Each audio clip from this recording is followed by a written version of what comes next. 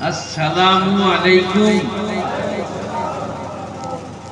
আলহামদুলিল্লাহ নাহমাদুহু ওয়া নাস্তাঈনুহু ওয়া নাস্তাগফিরুহু ওয়া নু'মিনু বিহি ওয়া নাতাওয়াক্কালু আলাইহি ওয়া নাউযু বিল্লাহি মিন শুরুরি আনফুসিনা ওয়া মিন সাইয়্যাতি আমালিনা মান ইয়াহদিহিল্লাহু ফালা মুদিল্লা লাহু ওয়া মান ইউদ্লিলহু ফালা হাদিয়া লাহু। ونشهد أن لا إله إلا الله وحده لا شريك له ولا ضد ولا مثل ونشهد أن محمدا عبده ورسوله وسلم تسليما كثيرا كثيرا أما بعد فأعوذ بالله من الشيطان الرجيم بسم الله الرحمن الرحيم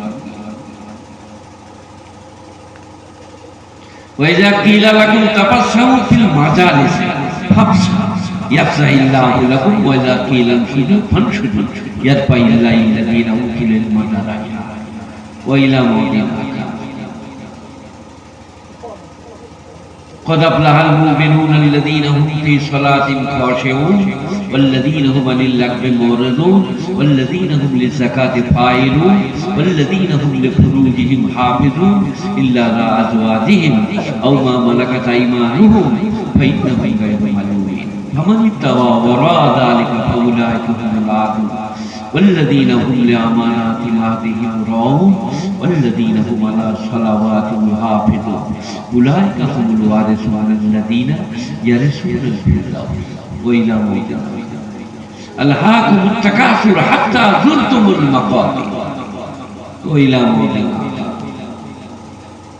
يا أيها الذين آمنوا أطيعوا الله أطيعوا الرسول أولي الأمر منكم وإن تنازعتم في شيء فردوا إلى الله والرسول وقال النبي صلى الله عليه وسلم خياركم خياركم لأهله ورد في المشكاة جلد الثاني وقال النبي صلى الله عليه وسلم لا يؤمن أحدكم حتى أكون أحب إليه من والده وولده والناس أجمعين وقال النبي صلى الله عليه وسلم مثل الذي يذكر ربه ومثل الذي لم يذكر كمثل الحي والميت رواه الترمذي جو أهن رفتن كنت جانفا چبتك مدان چبريخا কাহার শব্দ হেন পরমে বচনে শুকর আদায় করে তার নিমেষে নিমেষে মানবের পরে দয়া যে তার বেশুমার সে খুদার কৃপায় অসীম অপার পাপ করে নরে লজ্জা হয় তার। সভাপতি আপনি? শ্রদ্ধেয় মাননীয় মান্যবর সভাপতি আর আমার স্টেজে উপবিষ্ট জ্ঞানী গুণীমানী সম্মানী ব্যক্তিবর্গরা আর আপনারা শ্রোতামণ্ডলীরা বয়োজ্যেষ্ঠেরা সমবয়স্কেরা বয়োকনিষ্ঠেরা আমার বয়সের যারা বড় আমার বয়সের যারা সমান আমার বয়সের যারা ছোট আর শ্রদ্ধেয় মাননীয় আর জাতি ধর্ম দলমত বর্ণ বৈষম্য নির্বিশেষে অমুসলিম ভাইদের কানে আমাদের কথা যদি পৌঁছে থাকে তারা যদি আমাদের কথা কান পেতে শুনে তাদেরকেও ধন্যবাদ জানানো রইল ভালোবাসা দেওয়া রইল আর আমাদের এই কথা পৌঁছানোর চেষ্টা করছি আমরা যারা শুনছেন শুনুন। এখন আমি কমিটির জন্য কিছু কথা বলি। কমিটি চেয়েছিলেন আমাকে রাত 3টেই চাপিয়ে 4টায় শেষ করবেন তারপরে দোয়া হবে আপনারা সুন্দরভাবে সারা রাত শুনবেন। এত শীত পড়বে আর লোক পালিয়ে যাবে জলসাটাকে এইভাবে গুটিয়ে ফেলতে হবে এটা কমিটিদের ধারণাই ছিল। তাই আমরা কেউ কমিটিকে ভুল বুঝব আর আমরা যখন আমি এসছি মগে আমাকে ওনারা বললেন আপনি লাস্ট দোয়াটা করবেন তাতেই সন্তুষ্ট। শুয়েছিলাম এখনই আচারে ভদ্রলোক উঠিয়ে দিলেন যে চলুন একটু বলে দোয়া করবেন মেয়েরা অনেক বসে আছে তো চলে গেল। এই ছেলেটা বলছে 1.5-2 লাখ মেয়ে বাইরে আছে আমি বলছি 5 লাখ আছে কিন্তু এই ভদ্রলোক বললেন সামনে না থাকলে তো বলা যাবে না। তার মানে আপনারা বসে আছেন না, তারা একটা আঁচ আঁচ, সেই কারণে যারা বক্তব্য রাখে তারা জানে। আর আমার তো 12 বেজে গেছে, এখন ইনি আমাকে খুব খাতির করে আনলেন, মাঝরায় চলে গেলেন। এখন মনে মনে করছি খামোখাতে একে দাও, ইশারা খোলা বুড়ো অসুস্থ, একে কি করতে আনলাম, এটা মনে মনে করছে। আমাকে বলে না, কিন্তু আমি বুঝতে পারছি, আঁচ করতে পারছি না রান্নাগুনা দেখে।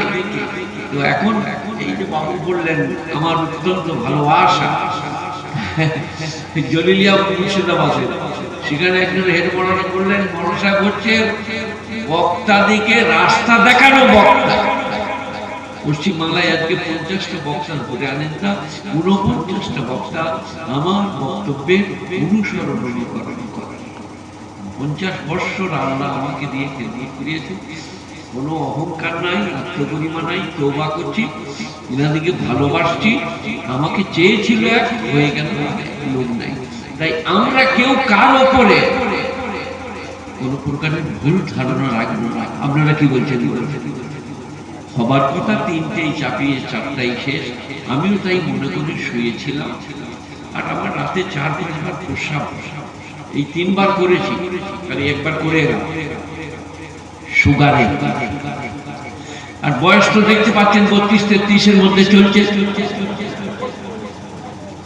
সেখানে প্রসাব করবো না বলছি তো, লাগলেই যেতে হচ্ছে। একটু দেরি করলেই লুঙ্গিতে না এলে জামা, ও একটা আলাদা হবে, নামাজ পড়তে হবে। যেখানেই থাকে, এইখানে রাস্তায় যাবো, ওই কি বলো থেকে রায়গ্রামের ওখানে রাস্তা ধারের মসজিদটাই ফজরটা পড়তে, এখনই মনে মনে করলাম। আর তখন মনে মনে করছিলাম এখানে ফজর পড়ে, তারপরে আউয়াল ওয়াক্তে ফজর পড়ে গিয়ে। তো আপনারা আমার বক্তব্য বুঝতে পারলেন, কমিটির কোনো দোষ না, দারুণ খেদমত, দারুণ সেবা, দারুণ নিয়ে গোটা গ্রামের মানুষকে এতগুলো আলেম এনেছি, সুন্দর করে কোরআন হাদিসের কথা শোনাবো, মায়েদের বোনেদিকে শোনাবো, এই মনে করুন।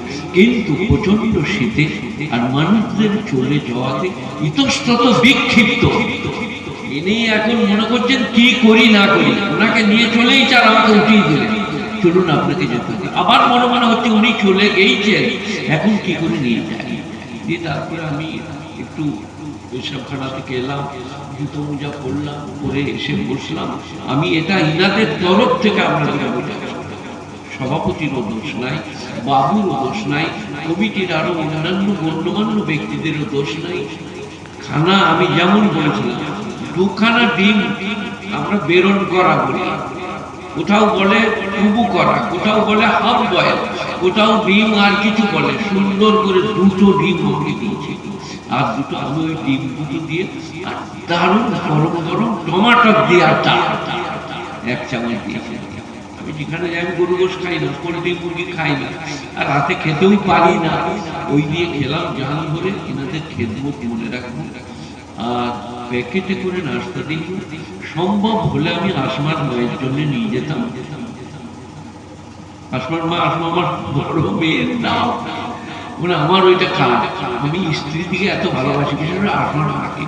ও সকালবেলায় উঠে এই যখন বসে আছেন, আমি এইরকম পালকের এই ধারে ঠ্যাস দিয়ে বসি, আমার বালিগুলো থাকিয়ে দেয়, আর উনি ওইখানে বসে আমার জন্য ওইটার নাম কি, ছাতুর শরবত করে আনে সকালবেলায় খাবে। একটা ইনজেকশন দেয় পেটে, ইনসুলিন বলে সুগারে। আমি আসমার মাকে একদিন বলছিলাম, আজকে যে যেদিনে তুমি অথবা আমি মারা যাব, সেই দিনে সকালটা কেমন হবে। কথা বুঝতে পারছেন না? আমার 4টা ছেলে, সব রয়্যাল বেঙ্গল টাইগার। সারা জীবন এই বলছে না, যত জলসা করেছি, রাস্তায় যেতে যেতে মাছ, গোশ, পটল, আলু আর আপেল বেদানা কিনে নিয়ে খাইয়ে দিয়েছি। বেটারা খালি এরকম করছে, সোরায় একবার, সব 100 কেজি ওজন, 6 ফুট 1 ইঞ্চি লম্বা, 6 ফুট লম্বা, 5 ফুট 9 ইঞ্চি লম্বা। কলকাতায় যে আছে, ও মাঝে মাঝে ফোন করছে, আব্বা কেমন আছে। ওর চিন্তা, আব্বার শরীর খারাপ করবে নাকি, আব্বা কেমন আছে। তো আমার স্ত্রীকে বললাম, এটা আপনাদের কানে গেল। এখানে মা বোনদিকে বলছি, কি বললাম, যে সকালে তুমি অথবা আমি মারা যাব, সেই দিনের সকালটা আমাদের বাড়িতে কেমন হবে? বুঝতে পেরেছেন আপনারা? বেটা কাঁদবে, বিটি আছে বীরভূমে চলে আসবে, আর একটা বিটি হুগলিতে, কারণ গলসিতে ঘর ভাড়া দিয়ে থাকে, তিনটে মেয়ে, তাদের ভালো করে পড়াবার জন্য গলসিতে থাকে। আমার বাড়ি ছিল, আর ওখানে জমিদারদের 1000 বিঘে জমি, এক কাঠা, 7 ভাই, 1000 বিঘে জমি, এক কাঠা। কে লিখে বলো? যেমন কেড়ে নেই, কারাও যাই কে লিখে। তো এই আমি অথবা তুমি মারা গেলে সকালটা কেমন থাকে? আপনাদের মধ্যে একজন দাঁড়িয়ে বলুন সকালটা কেমন থাকে? কান্না কাটি, রান্না বান্না নাই, সেদিনে আমার ছাতুর শরবত নাই, সেদিনে ওই কাবলি ছোলা ভুলে নিয়ে আসে, দিয়ে এত কোটি উনি আমার বাটিতে উনি একটা বাটিতে রাখে, দিয়ে দুজনেই বসে ছোলার মুড়ি কটা খাই, দিয়ে 1 কাপ চা দেয়। তারপর মাদ্রাসায় যেদি ফ্লাক্স চলে গেল দোকানে, বিনা চিনির চা কিনে নিয়ে আসে। ওখানে আবার আমি আমার ইনি এসে বসলেন, ইনি এসে বসলেন, চালের আর বিস্কুট সেই 50-50, 50-50 কি নাম, চাষকা মশকা, ওই বিস্কুট দুটো করে ওই চলছে। কিন্তু যেদিনে মারা যাব সেই দিনটা কেমন? গোটা গলসি থানা, বর্ধমান জেলা, পশ্চিমবাংলা, আমি 50 বছর পড়াচ্ছি। কত ছাত্র আছে আমার, ছাত্ররা হেডমাওলানা, কেউ সেক্রেটারি, বড় বড় মুক্তি, আমার থেকে সাদা দাড়ি, কত লোক ছুটে আসবে, কত লোক কাঁদবে, সেই সকালটা কেমন? তো আজকে জলসায় সব পণ্ডিতরা ছিলেন, ওরা আমাকে পড়াতে পারে, এই ছোট্ট ছেলে, এই যুবক, এরা আমাকে পড়াতে পারে। আমার আর সেদিন নাই, আমি পড়িয়েছি, এখন পড়াই না। বিহারি ছেলেরা আমাকে কি বলে জানেন? বুড়ো। আমার 40টা বিহারি ছেলে আছে, আর গোটা 60-65 আমাদের